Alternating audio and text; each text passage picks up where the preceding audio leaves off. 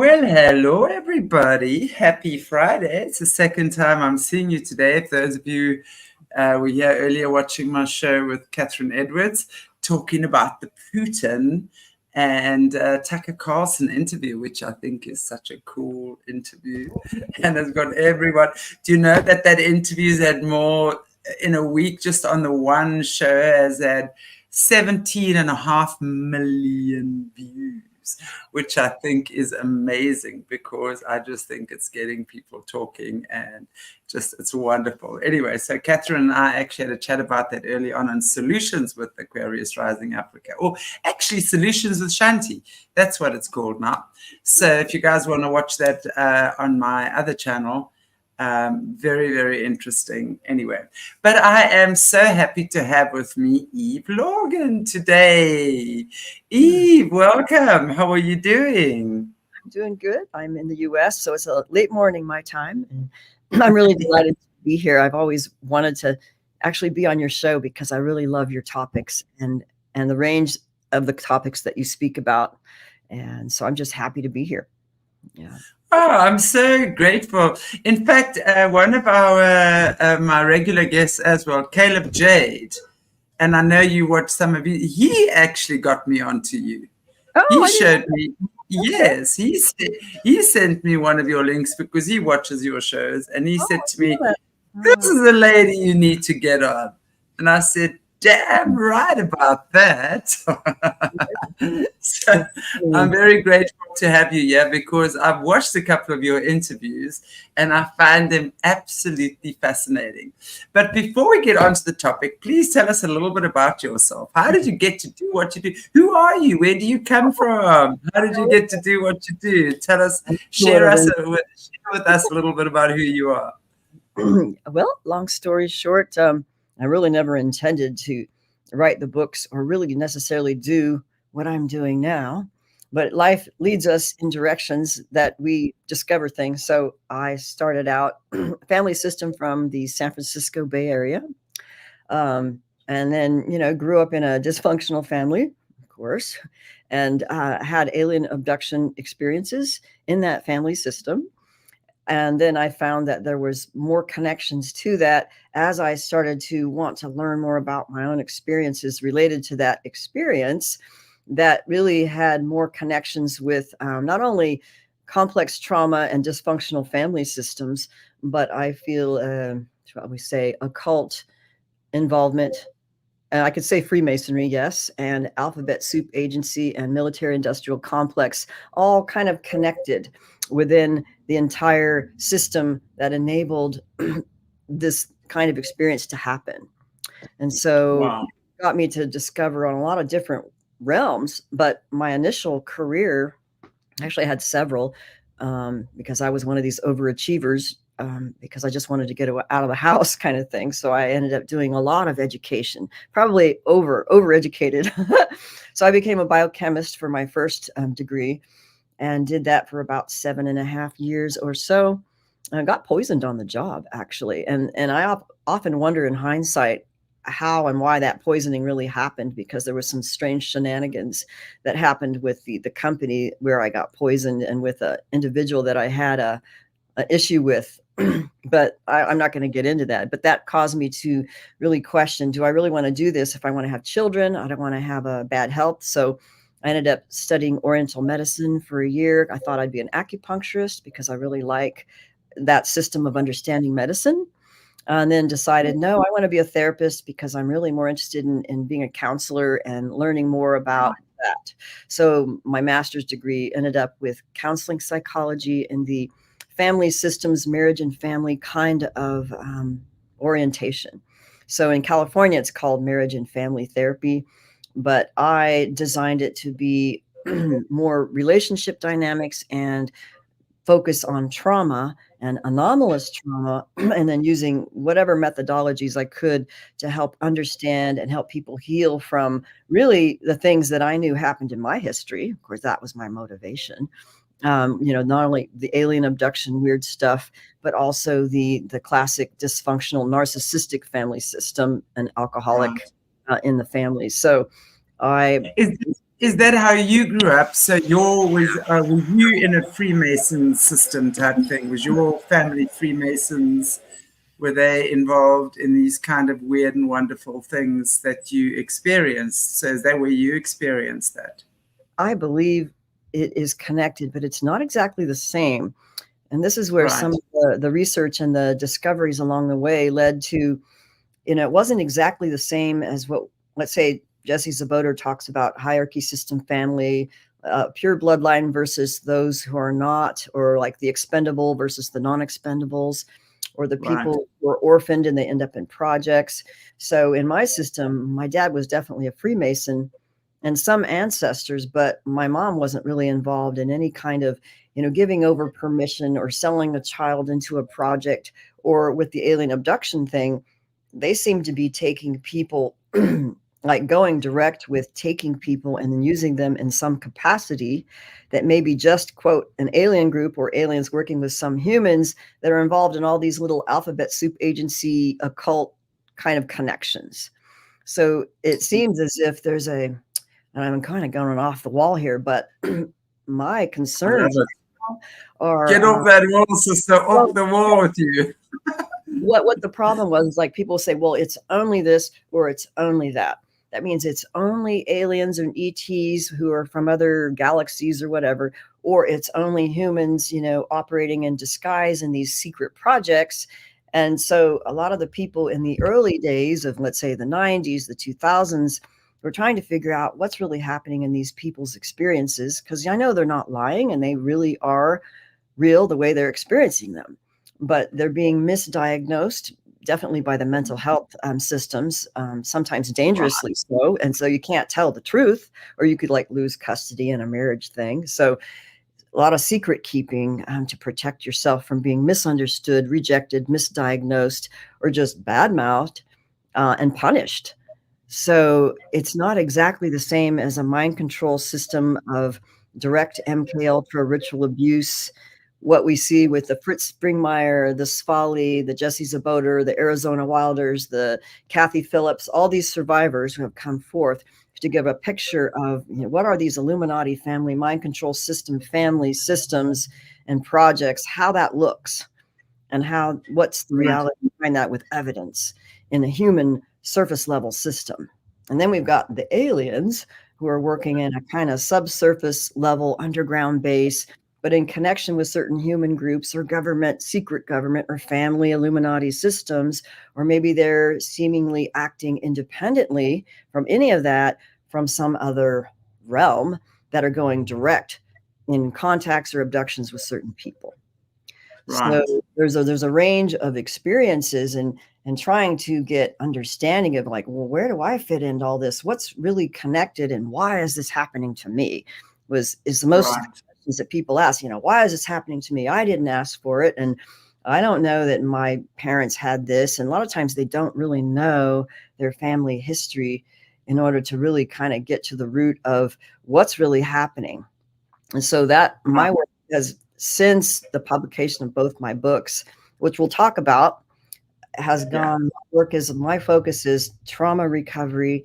How can we dig deep in self-discovery of our own history and the family system involvement? And also, even from a Christian spiritual perspective, what are the spiritual ancestral curses or oaths or covenants and those powers which lay claim to our bloodline and our DNA and us without us even knowing it, because we don't even know what's involved in our family system, that got us somehow abducted by aliens and put in these projects, and you don't even know why.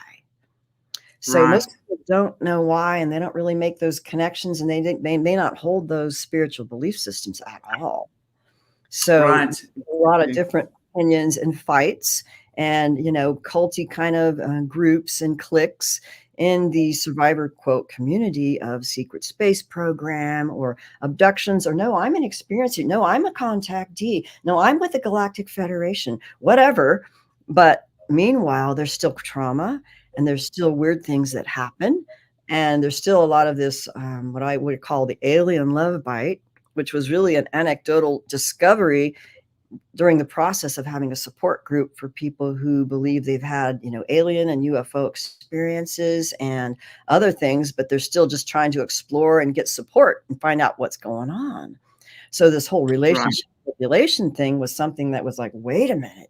Here, me from a therapist perspective who studied relationship dynamics, and I'm not just a UFO researcher with the nuts and bolts and the bells and whistles of the craft and all this shit.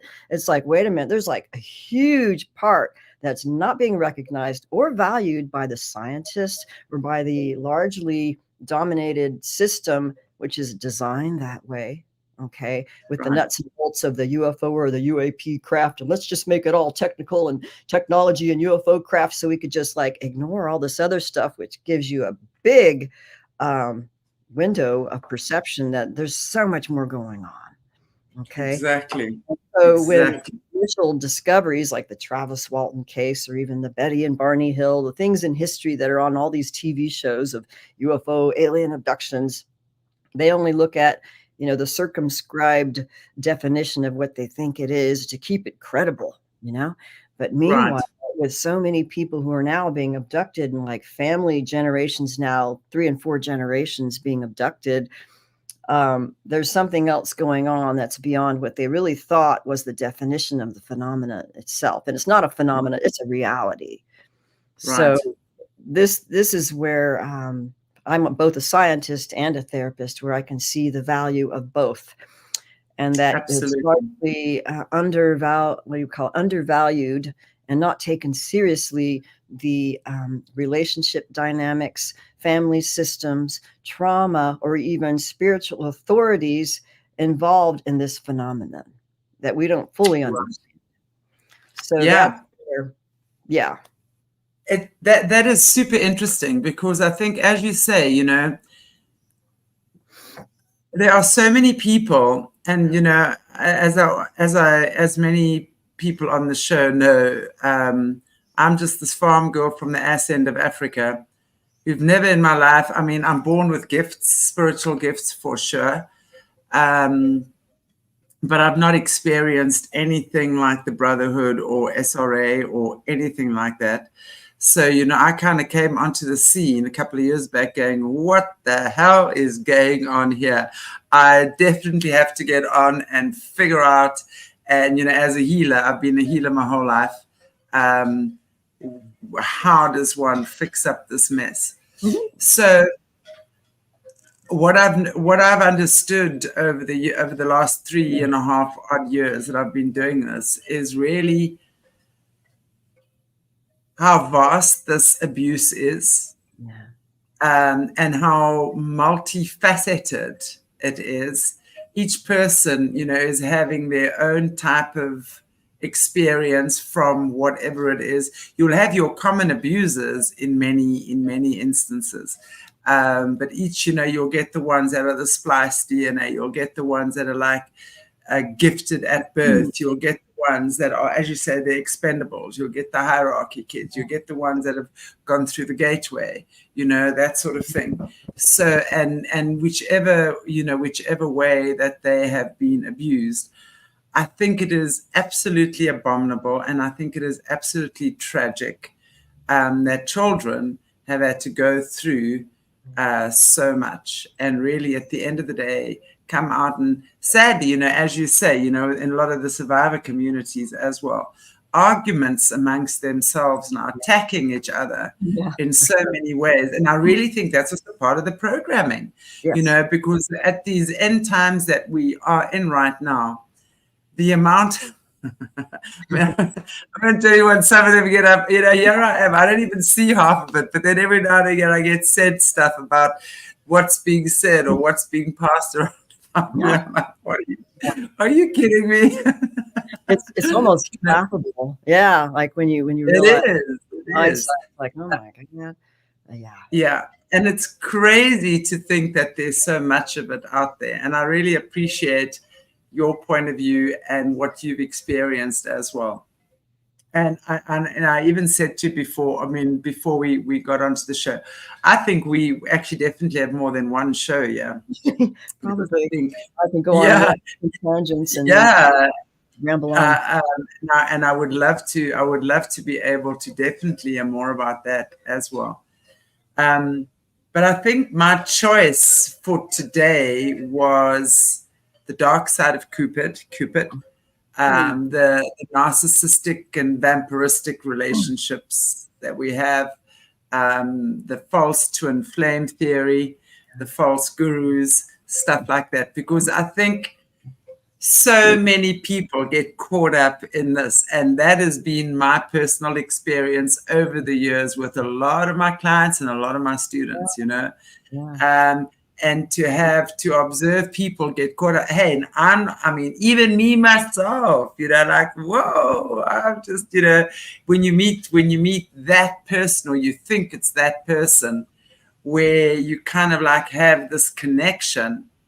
And thank God I have not had the experiences that you've kind of explained that I've watched on some of your interviews, you know, where you're getting these gurus and these groups of people, you know. I mean, and you often find that in the yoga communities. I do yoga, right? And, you know, with these great big gurus, these yoga gurus and that kind of stuff, or the Eastern philosophy teachers, that sort of stuff. I mean, Christianity and churches have their own kind of evil. This is another kind of evil. And I think it's all similar at the end of the day, right?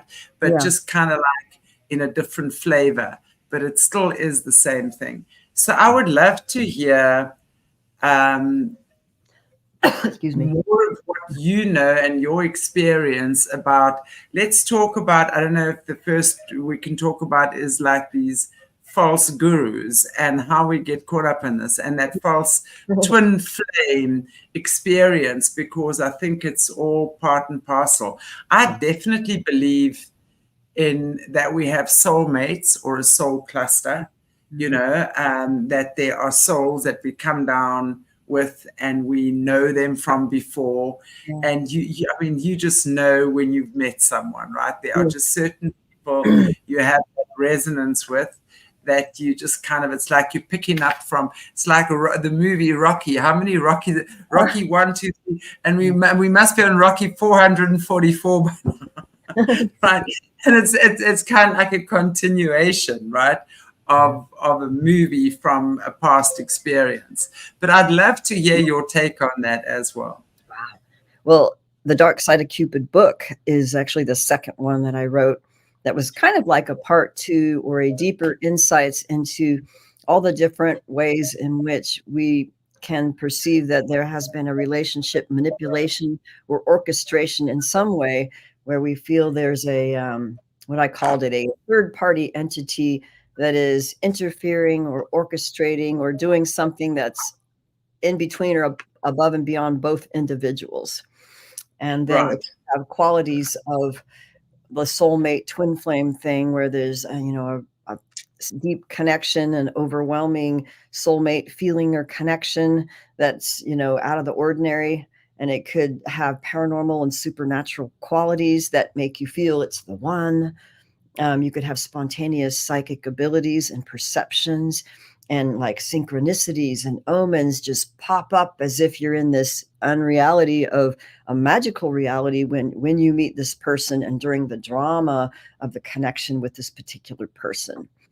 Of course, in the book, there are cases where, let's say, the partner that someone's reporting on carried out, let's say, this false guru kind of persona that was really what we call, like, there was 4 categories in the book, depending on the, let's say, the severity and the quality of a manipulated or set up orchestrated relationship, where energy vampirism is a quality of that relationship.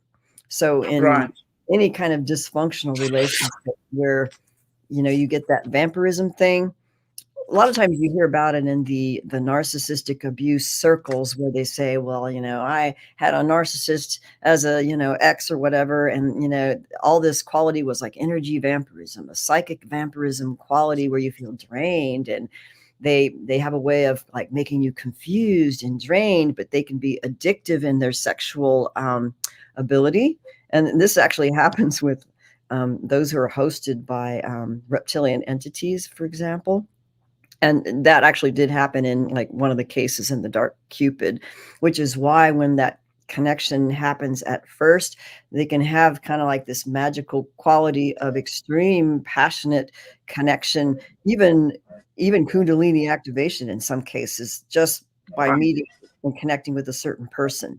And sometimes they're Right. the ones that actually are doing it on purpose, or they have an entity working through them that are basically tweaking the knobs in the kundalini activation department, and it's because they're like reptilians. So these things actually happen. It's why it's such a strong relationship with unusual, dramatic, paranormal, and supernatural qualities. But those parameters alone doesn't necessarily mean that a bad thing is happening. So in the book, I described it, well, if you had like, I don't know, 2 of the 3 qualities, and I made it really simple, but excessive drama and chaos, like an emotional roller coaster, ecstatic highs and crashing lows, and a carrot that's, constantly being dangled, but you can't consummate the relationship, or the supernatural stuff that intensifies during the connection with more abductions and weird paranormal activity, or the switching off of one person where it seemed to be a good connection and all of a sudden they're like switched off and the other person's pining away in unrequited love, but they still feel psychically connected. They might be having astral invasions or astral sexing going on where they know they have this like really powerful connection, even on an astral realm with this other partner. So that Right. kind of defines the woo-woo weirdness of it and why it feels such a strong connection. But in many of the cases, they felt like they were being manipulated with chaos and drama, unconsummation, yearning, unrequited love, and basically the chaos and drama that it created in their lives that made it a relationship that really didn't work out, or it seemed to benefit the one who's on the narcissistic end of the relationship that has maybe more of the entity involvement. Would let's say that person who's benefiting, okay, and I would, in my experience, and correct me if I'm wrong, and please, I'm not saying it's men, but I've often found that, and it's not all the time, right? There are times where it's been the woman has been more narcissistic, because I also find when a woman manipulates a relationship, oh my God, it is dark, because I mean, if we look at us women, okay, we are more water, we're emotional beings, which is the element of water. And if we look at water and its negative aspect, if you will, it's like a swamp. It's slimy, it's deep, you don't know what's hiding in there, and it has no boundaries, right? And all sorts of creatures of the night can be hanging out in there, and you never know what's going to come up there, right, to the surface or underneath the surface or whatever it is. My experience of that as well, the feminine and energy in its negative polarity is not a pretty thing. It is highly manipulative, and it's addictive. Yeah, sometimes totally. That's yes, it's very negative. But generally, I'm finding in these types of narcissistic relationships you're talking about, in my experience of observing them, it would usually be the man, because I find that women would be more needy to have a type of relationship. Often the male would be married or unavailable on some level, or just can't keep his, let me not be crass, but I think you know what I'm saying, right?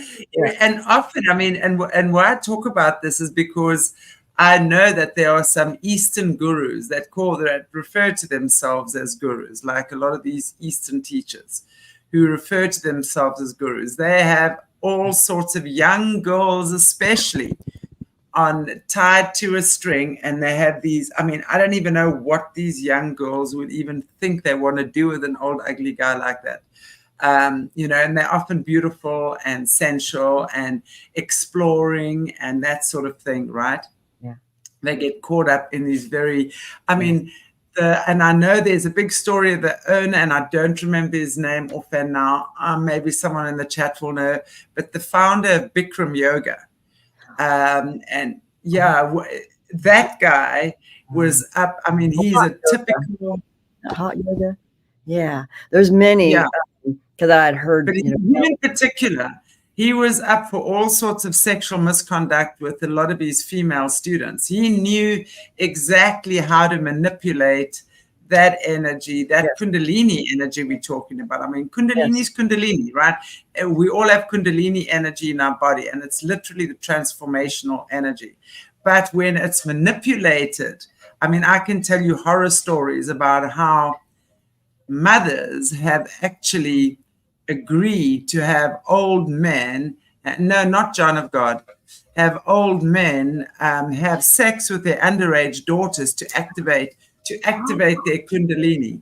I mean, I'm like, you have got to be effing kidding me that you as a mom can think that's okay. But they themselves have been deluded, right?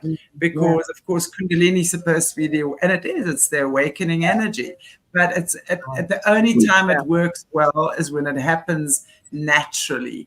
It's something that occurs naturally when you yourself have done sufficient shadow work or work on yourself, that awakening principle within you awakens and you see things differently. Life becomes different. It's like you wake up after a long sleep type thing. But in many instances, it's not that, it's manipulated. So I mean, as I said, that Bikram yoga guy, thanks, Linda. It's not John of God, no. Well, there's probably the Anusara yoga one. Yeah. I don't know his name, but there's so many that I get reports on, like, that I can't speak because of confidentiality, but have lived in ashrams or done certain meditation exercises by certain very famous people.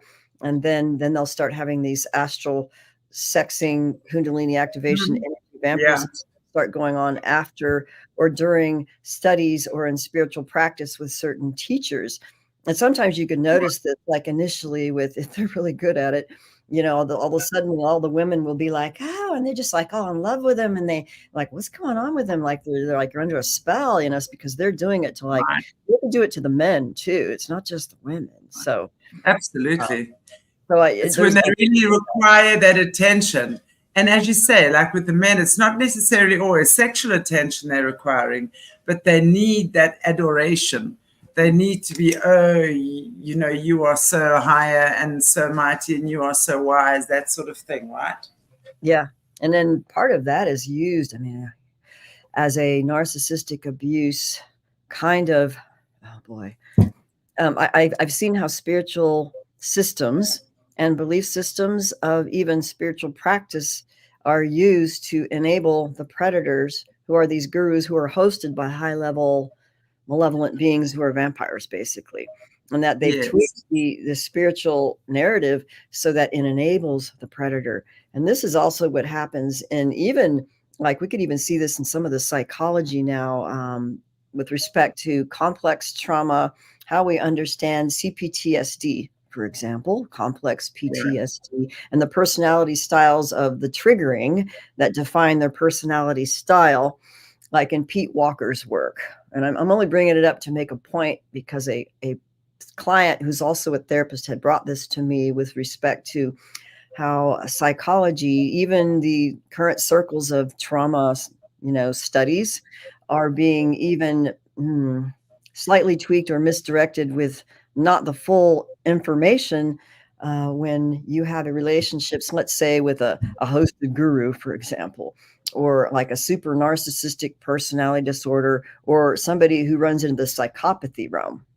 So it was actually Sandra Brown's work, who's a therapist who worked with women she wrote a book called Women Who Love Psychopaths, which in some ways it sounds a little bit theatrical, but her work is actually very good. She's done studies where it shows that many of the women who end up in these, let's say, horrible narcissistic abuse relationships with an NPD person or a psychopath, but it's not just women, it could be men too, right, on the other end. Exactly, yeah. Hey, just look how many women fall in love with these horrible, hardened criminals that are in jail and have write them these love letters and want to, I mean, that in itself is telling you something, isn't it? And it actually tells you something about some of the current studies are, for example, There's a therapist who calls it the human magnet syndrome, where the classic simplistic thing would be, oh, there's the codependent person who has the, the trauma of let's say a fawning response or flight fawn. And then the narcissist will be the fight fawn or the something like that. So it creates this complementary, magnetic connection that could be like a love bite kind of thing, but it's really not the entire explanation. In other words, they're putting the blame on the victim. I hate to say it that way, with those who are on the, let's say, the codependent end, who might have had super traits of being a very compassionate person, very giving, very intellectual, very virtuous, like really, like awesome people, okay, like really awesome people. And then they get set up with someone that's actually a predator or a psychopath or a hosted person or a hosted guru or in a spiritual system where they're under a high-level demonic power. Okay. And so they really are victims. And in other words, it's not just their trauma where, it's just because they attracted a narcissist because they didn't deal with all their stuff. Right. So there's a lot of this blaming the victim thing that happens with the high-level predators or the hosted gurus or the spiritual deceivers, that they're trying to normalize and enable these predators in society. And so that's what Sandra Brown's work basically is showing. Wait a minute, like it's not all the fault of the codependent that they ended up in this like crappy relationship with a friggin' narcissist. Okay, they had super traits, like a significant percentage. I don't know if it was 40% or more, and I don't know the numbers, but basically it's vindicating that there's really wonderful super trait people who are like pure spirits, who are virtuous, who have a lot of really good qualities. A lot of them are very intelligent women who get taken in by psychopaths or narcissists and they have no idea that, like, we have a tendency to, let's say, project the essential goodness on someone else, to think that how could someone be so like evil? Like, oh my God, how could they be so evil and deliberately manipulative? And it's hard to fathom that we want to project goodness and, give them the benefit of the doubt, But in reality, we find that there's a lot of predators and psychopaths who work by deception and deliberately want to harm and steal and manipulate and control. And so these are the ones who are hidden. They're hidden away, but they're hiding under a lot of these titles of, guru. And they are super, super seductive. They're super manipulative. And, for me, it's really simple. They feed off that energy because they're going to attract good people. Let's say it's a male that is hosted by these unclean entities, call it that, right? And it's like they, as you say, vampires for this beautiful spiritual light that many of these women radiate. They are, and they're trusting, they're often naive, although super clever, right? But often naive when it comes to matters of the heart. So they would believe that what this guy is saying. I mean, I don't know, one of the guys, what is something that comes to mind is, I don't know if you ever watched the series Dexter. No, but I heard about it, but the Suits one is really good to demonstrate all this narcissistic behavior, but we can talk about that later. Yeah. Dexter was, he was everyone's favorite psychopath cop. Basically worked in the police station. He was a blood spatter analyst, but he was, at nighttime, he was a serial killer, but he took out all the bad guys that's basically snuck through the system. But they talk about, how it happened because his mother was killed when he was a baby, and he sat for 2 days in her blood, literally, until they found him, and then he was adopted by a cop. And then the cop saw his tendencies, but then his stepfather cop kind of trained him to use this desire to take life, but for the purposes of good, right? Basically take out the bad guys instead. Yeah. But the way they emulated his character so brilliantly. I watched the series maybe 3 times because I'm fascinated with that mindset as well. And it's like you see when he realizes, okay, he has to have for himself a cover life. Now, I know guys in South Africa who work for the CIA, and they've had to have a cover life as well. So they sit and they will choose a family. He chose a family, a single mom with 2 children. And he was the best husband and the best stepdad. He would not have hurt these kids with anything, but he had to learn emotions.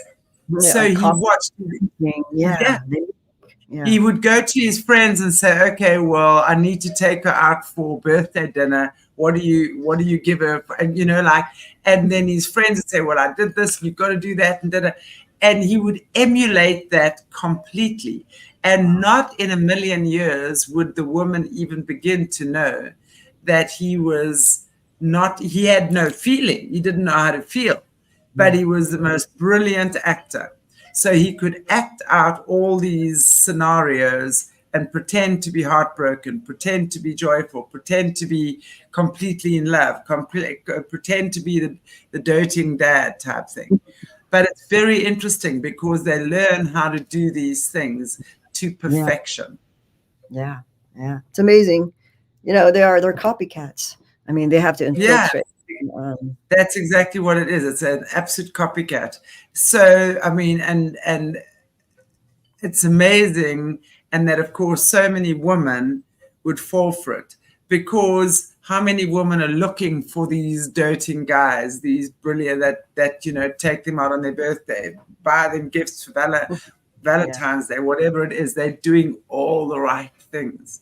And then it just turns out at the end of the day, you just suddenly find out that this person is nothing what you thought they were, right? So it's this complete fake facade that they've been living with. I mean, that in itself, you're right. Talk about the female end of that, because there's actually a case in the Dark Side of Cupid where the person who reported the love bite dark Cupid relationship was a woman who was a channeler, and she was like a really, really good psychic.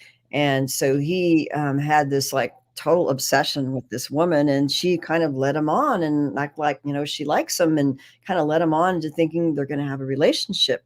And as a channeler and a super psychic who actually has a lot of spiritual power behind her, so she can manipulate the energy to get them to be like puppy dogs just following her. And that was his experience. And so part of her deceitful, manipulative, narcissistic crap was, she would give him these supposed channeled readings and stuff about all the past life things that happened between them that made them connected, right?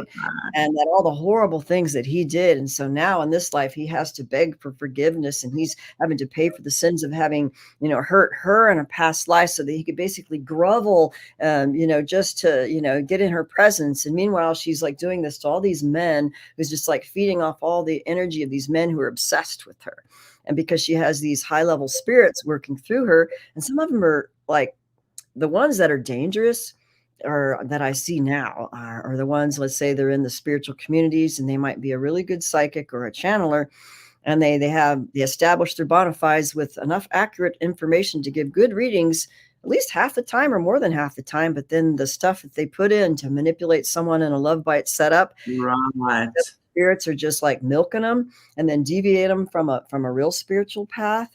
And that's like, oh my God, when you see this happening, and then it will play out as a classic Dark Side of Cupid, where you get the I call it the unholy triad plays out with the chaos and the milking of the energy and the obsession and the weird, psychic attacks and the astral stuff. So we see it on both ends of the personality types that tend to be in that book. Basically were the ones who they were probably hosted by an entity, and the entity was basically compelling those behaviors, which are classically narcissistic, borderline, or outright psychopathic,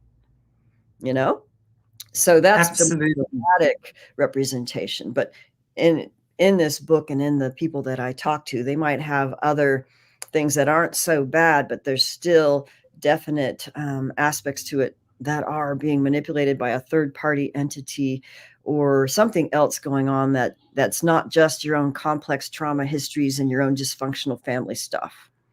And so that's what I wanted to make that, this is not just classic, dysfunctional family relationship stuff.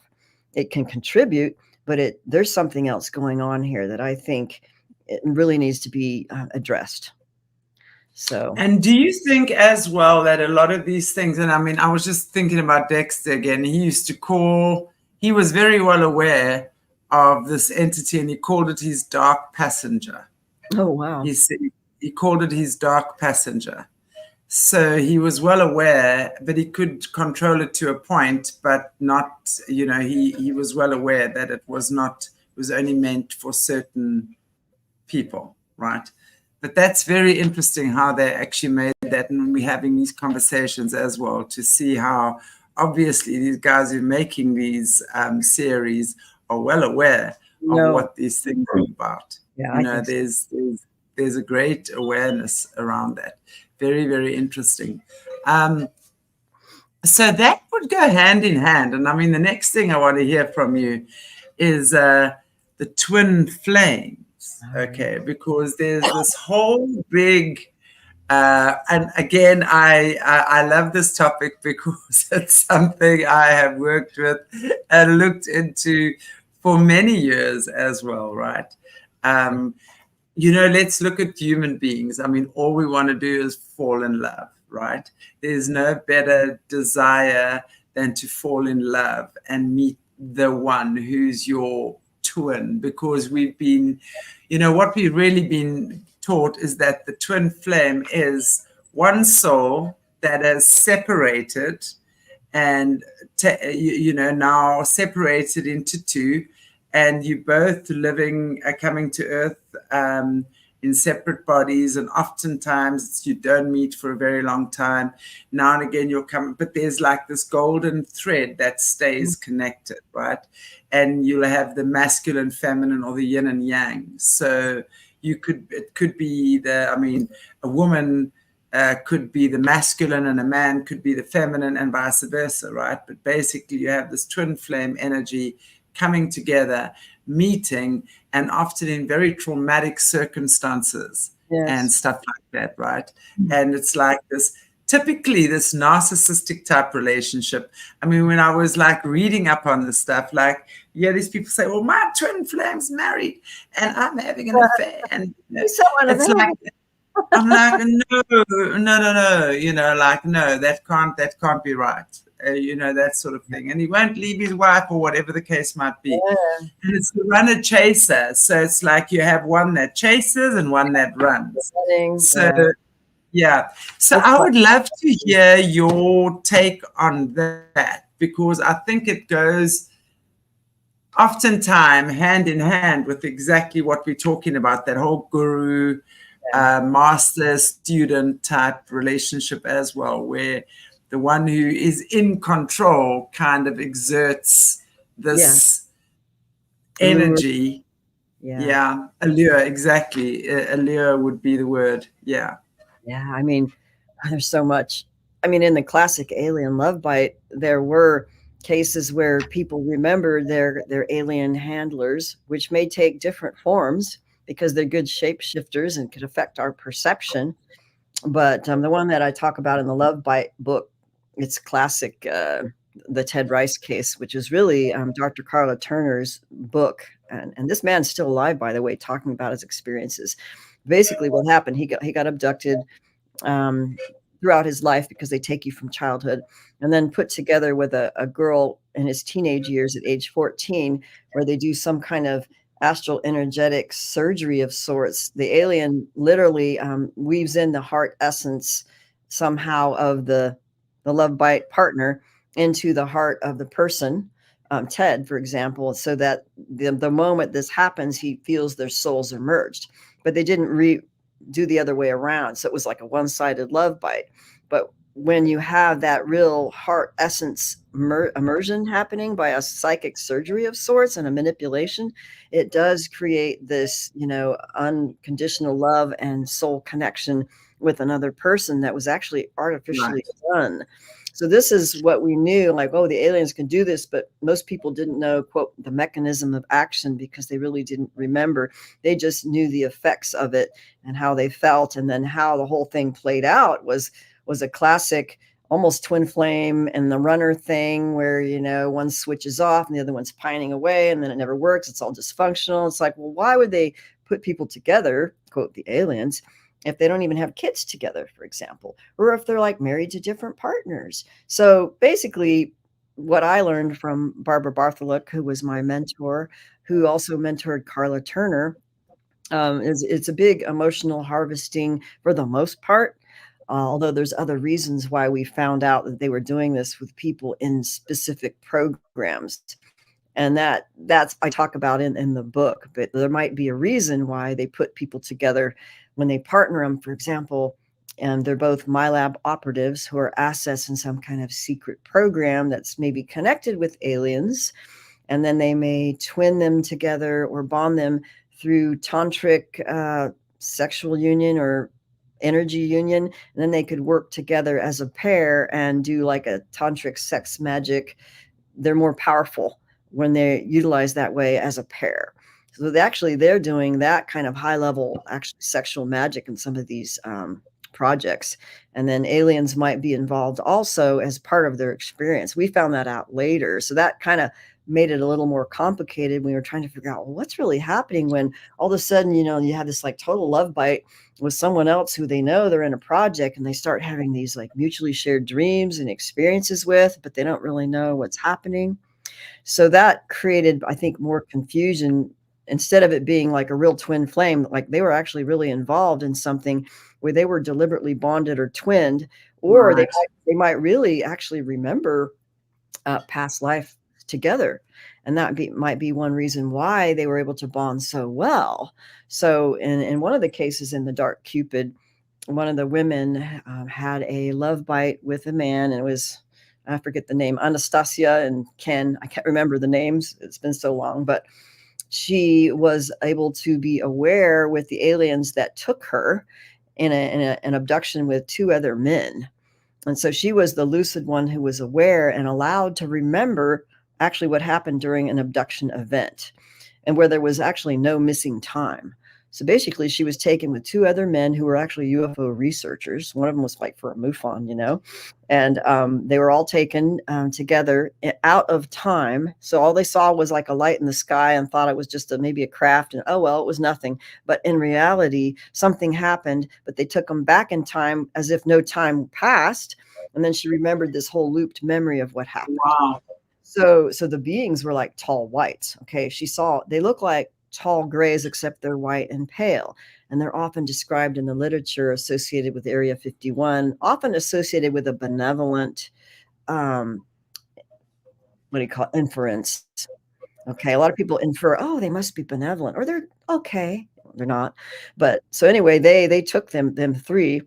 They're actually testing her to see if she could bond in a love bite. They're trying to do a love bite with her and either one of these adult men that they took with her.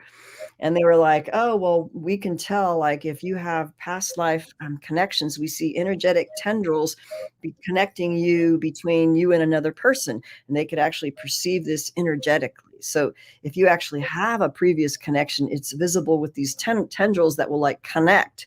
So they say, well, if someone already has that, then we can do like they didn't call it a love bite setup, but that we could connect these two to have a powerful, you know, connection with one another, and then maybe it would work better. But in some cases it works and sometimes it doesn't.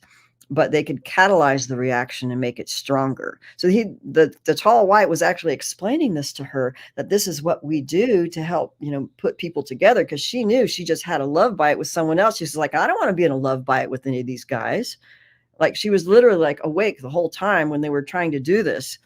And so they told her, well, this is an energetic delicacy for us. So they admitted that the energy, you know, that results from these manipulated connections is a delicacy they feed off of. So they admitted that to her.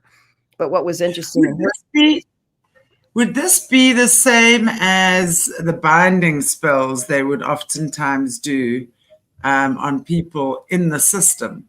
because let's say they like, especially with the kids, part of the SRA, that sort of thing would be to like they would marry them when they're like 10. But it's not an official marriage, of course, but it's a type of a energetic binding spell that they put the kids. So these kids, it's very difficult for them to let each other go. So they'll always like yearn for each other, or maybe, you know, the whole objective is for them to get married at a certain age. And have kids because their bloodlines match or their spiritual gifts match or something like that. So then they would then give their kids back into the system, that sort of stuff. I think that goes on when there's like a parallel with like how the aliens might want to manipulate that, or people in projects as MyLabs or secret space program people. But I guess with the gal, and to continue the story, she didn't bite back with the quote love bite attempt by these beings. But what was interesting is somehow they do it so they could swipe your memory, and you don't even know you had missing time for a lot of this. Yes, so you don't even exactly. Evidence. Exactly. But, the other two men had like no memory, complete amnesia, and she remembered the whole thing. And here they are, like, you know, UFO investigators. You know, it's kind of like, so behind the scenes, as someone who's done this for years, and you go to these MUFON groups and you see these investigators who invest in crop circles or this or that, and like half the time they have a hidden history of being an abductee and they don't remember nothing. So, I mean, I've seen so much of this. It's like, yeah, you know, they're probably in a love bite setup and da da da da. You know, you could see this happening socially after a while, like when the veil comes off and you see, you know, so it's almost like they allow some people to remember for some reason, or those people are not as easily mind swiped because of their level of awareness and lucidity. Definitely. I think there's definitely those that, and I think it's a small percentage of those that don't, that do remember. The majority of them don't remember, but it makes a lot of sense. So do you think, though, there is something from God, a God-given gift, that we do have a twin flame? I mean, because we do know that these creatures of the night, they can't create anything. They're very smart, but they're not creative at all. Yeah. So what they're taking is what's already there, and they screwing with it in a major way. They're inverting those energies, those frequencies, etc. Do you think, though, that they would have gotten that thought of twinning people, if you will, for their own purposes, because there is, in reality, we all do have a twin flame? I know there's, for sure, we have soulmates. There's no question in my mind around that. But I'm kind of thinking, like, is it possible that there is that one significant other that we all have? Well, the elusive one. I don't know if there's only one, like even in my own experience, and I know this is counter to the Christian faith, but I mean, I remember past lives, many, and I remember the ones where I was set up in love bite. I remember the past life we died together, and that was why there was a strong bond. And I remember, you know, who I was married to, past life, and other people. So I know that there were connections where there were soul bonds, but it didn't necessarily make it feel like it was a twin flamey thing, except for the first love bite setup that I realized later would have been an unhealthy relationship with the narcissistic dynamics, but it didn't change that we really did have a strong soul bond from having a life before and dying together in love, actually. And so our souls really were joined, but it wasn't, I don't feel like it was a twin flame in my case. But what I'm wondering, and this is just how people understand our incarnational personality that comes into this quote avatar body, physical body, whatever bloodline, then that's a singular personality that is part of a larger whole that some people call it, the oversoul or the higher self, or maybe even from a Christian perspective, it would be our identity in Christ, that we're connected to the Father as being part of the Father, because, us and Jesus are really part of this whole big family. And so exactly, we are one, and that's where, you know, we are one. We are one. Yeah. And We so, cannot be. so we might have different aspects of ourself, like even in some Gnostic tractates, I don't even know if it's in the canonical ones, where Jesus wouldn't have been able to do what he did unless he had his disciples. And I think he had more than 12, but let's say the original 12 were actually part of him that he chose before the foundation of the world, that were really part of him. So in other words, we, at some point in our, I think in our path where we're really connecting to the spiritual truth deep in us, that to me, it's connected to Christ. That's my thing. But you become to understand your identity in and with Christ, and you are with the Father, one in the Father, and you are in the Father, and the Father is in you. So it's like a infinity thing. It's not just inside you, it's inside and outside, inside and outside. Exactly. And Jesus understood that. And that's why, you know, I mean, isn't that interesting though, when we talk about Judas Iscariot? And that's why he could never actually, because if we look at Judas Iscariot, the deceiver, right, or the betrayer, isn't that interesting that we all have a little bit of that in us as well? Well, in a love bite, that will happen too, because sometimes, like, exactly. You know, I can't say too much on that, because sometimes we discover later, and this is part of, let's say, the people in the secret space program, or they feel like, wait a minute, I think I'm involved in something more than just maybe an alien abduction thing because of this military component, or maybe set up with someone, or you're compelled to, you know, be together with someone. You feel this strong soul connection. And then what it is, it's a manipulated handling. And they actually want you to get together with someone. They're going to be acting as your handler, but they may not be fully aware, but there's a handling kind of thing going on in a love bitey relationship or a dark Cupid relationship. So there's another way. We all have that little bit of, and haven't we all just, sorry, I don't believe there's one person on this planet that has had any relationship that's all just peaches and cream. No chance. We've all had a shitty experience, at least one, probably at least 10.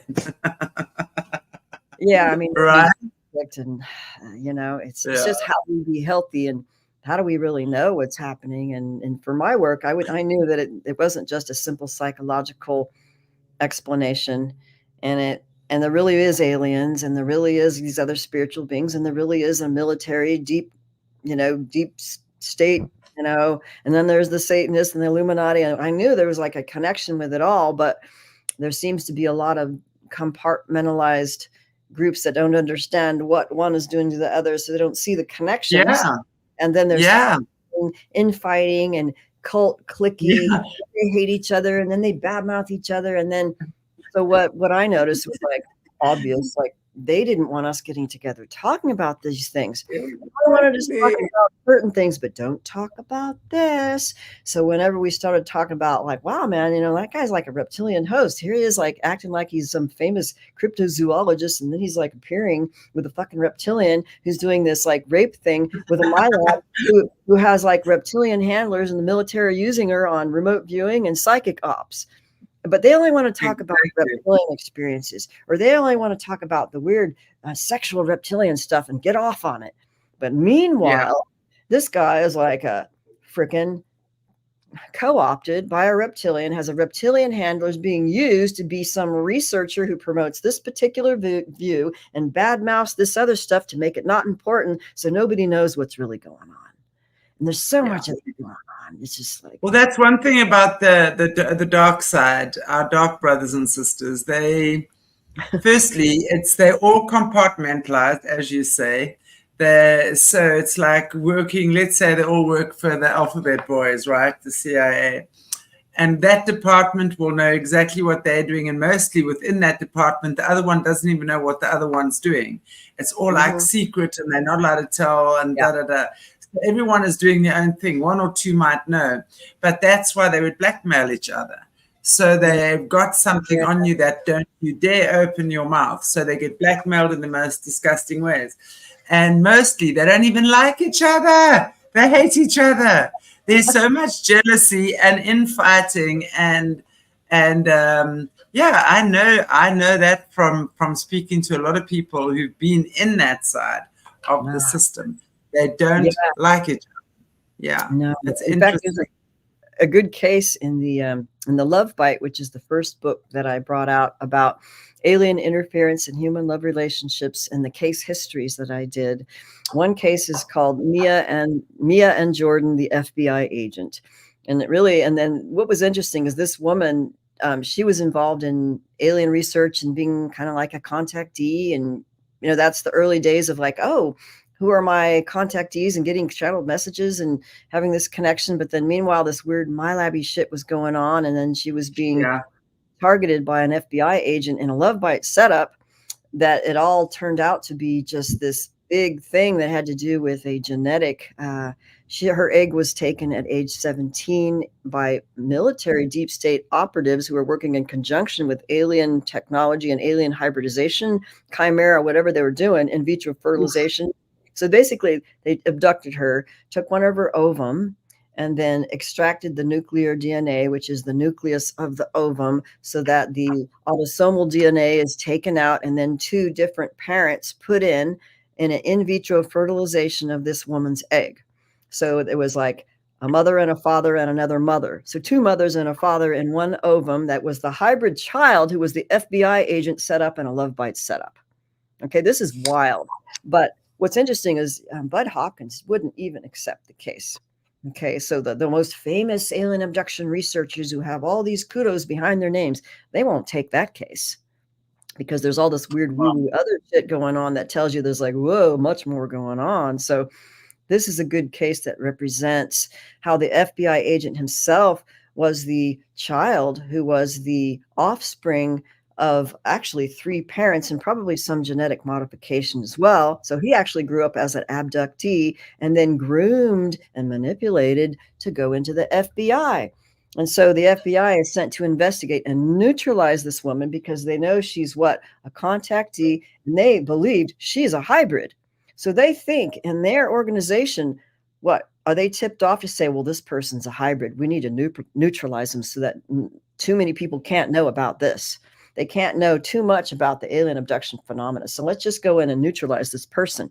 So they wanted to use him to neutralize her, not kill her, but just create enough chaos and deviation and whatever, just to mess her life up so that she couldn't go more in depth and what's really going on in the alien abduction. Figure it all out. Wow. And so we did figure it out, and it was like, yeah. So that tells you that they've been doing this for a very long time, and guiding people into these alphabet soup agencies who think they're doing a good job. And all of a sudden they find out they're in abduction, they're in this project. And then there's people above them manipulating him. And then people trying to it's just like X-Files. It's amazing. So like the right hand doesn't know what the left hand's doing. So some of them really believe they're doing it. That's probably where the X-Files was created from. Yeah. Real life stories, for sure. For sure. We talked about that, and me and James Bartley, who was my co-researcher at the time in San Diego, and he's his own, he has his own show, but we both were from the San Francisco Bay Area. We were both similar histories, so we really related and did all this research together. But long story short, that some of the people that we did investigate who lived in the high desert of California, who had military and alien abductions, sometimes unusual types of aliens that you don't hear reported. Her name was actually used on an X-File episode. And then the Love Bite that I had with the person who was very prominent in the UFO community was mimicked on on one of these shows, and it made you look like an asshole. And they used these different characters with different names and different things that were like, oh my God, that happened to me. Are they listening to my fucking phone call? I know that person. And then, so we knew that I think Chris Carter was getting, tipped off with a lot of these people's things. Like the LA MUFON people, they would send in spies to listen so that their, script writers and stuff would have information for all these shows. So we know now that there's so much spying and, stealing people's stories and then, rewriting it, and then ends up on X-Files or the Travelers Show or all these other little, I don't know. I can't make that claim, but there's a lot of people who said that I can't believe that my story was on that.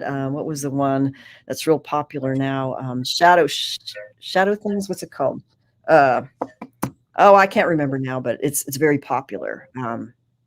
Yeah, it's been on Netflix. A lot of these shows, these sci-fi shows, they do take people's histories and then they just change things around. Yeah, they kind of like spice them up a little bit and put them and create shows out of them. Wow. Like the Stranger Things, that's what it was. Stranger Things, that show. Stranger Things, yes. There's so many thank you. well, that was my life. I mean, I don't know how many people tell me, well, that was me. So there's probably many people in similar programs who are, used like that. Exactly. Wow. Exactly. Sure. How interesting. Yeah. Well, Eve, I want to say thank you so much for joining me. Well, my evening and your morning. It's been a wonderful conversation. I'd love to have you back so we can talk further about these things, because I think these topics can, there's so much we can expand on.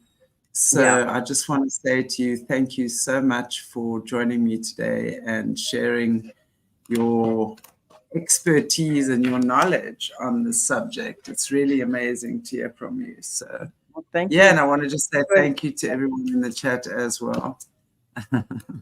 Thank you for joining us. Always good to see you regulars. Yeah, great to have you guys. So thank you so much, and I wish you all a beautiful, beautiful, beautiful weekend. I want to just say, Eve, is there anything people are wanting to know what happened to my eye? Ooh, I'm a member of the Black Eye Club. Uh-oh. Was that the Brill? I'm a member of the Black Eye Club. The Brill thing, right? With the Donald Marshall Brill stories. I mean, those are just amazing. Oh, goodness me. Nothing happens to my eye, everybody. And for the umpteenth time, I have a birthmark on my left eye. It's a strawberry birthmark. On my left eye. I've been born with it. So if I have to show you baby pictures of myself, it'll always be there. Oh dear, panda eyes. No, not panda eyes. Gosh, I think a lot of strange video things could be tweaked on purpose to like make people look like people are watching too many Flash Harry comics. Or like the Stargate SG-1 when the Gua'uld, they take them over and their eyes go psh, and then that's what they did to the Biden eyes on the Super Bowl, didn't they? Like it was all of a sudden like a weird thing. I don't know. I think people pretend and play with exactly, Carrie. I always said my daddy kissed me there when I was born. He loved me so much, he gave me a kiss under my eye. So yeah, that's where my dad kissed me when I was born, just because he loved me so much. And I'm the different one in the family. So that was just my mark of difference. Anyway, thank you so much, everybody. So I hope that clears up my eye for you. Okay. Well, thank you. Thank you so much. And I look forward to having you back. So have a beautiful weekend, everybody. And God bless you all. I wish you lots of health, wealth, and all the abundance you can possibly manage. God bless you. Keep you safe. Bye.